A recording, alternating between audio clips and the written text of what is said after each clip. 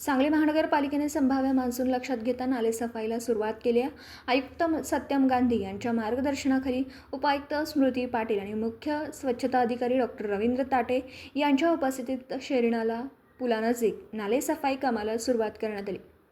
एकूण 1.5 महिन्यात 65 किलोमीटरचे नाले महानगरपालिकेमार्फत स्वच्छ केले जाणार आहेत। यासाठी आधुनिक यंत्रणांचा वापर करून नाले सफाई करण्यात येते। नाले सफाईचं कंत्राट स्वप्नील सरजे यांच्या फर्मकडे देण्यात आलं आहे। या नाले सफाईसाठी जेसीबी पोकलंडसह आधुनिक मशिनरी नाल्यात उतरवून स्वच्छता केली जाते।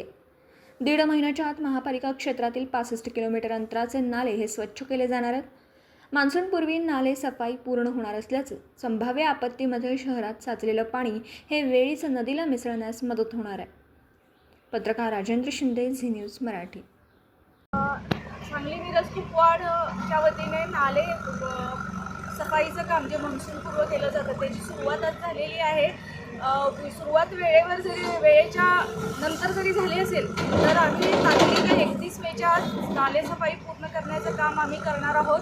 यामध्ये जास्त करून ज्यामुळं पाणी नागरी वस्तीत घुसतं ते असे 4 आम्ही पॉईंट्स निश्चित केलेले आहेत। आता इथं करणार रोड आहे, त्याच्यानंतर शामराव नगर आहे, मंगळवार बाजार आहे, मिरजेचा ओढा आहे, असे 4ही ठिकाणी ॲट ए टाईम आज ही नालेसफाई सुरू केलेली आहे।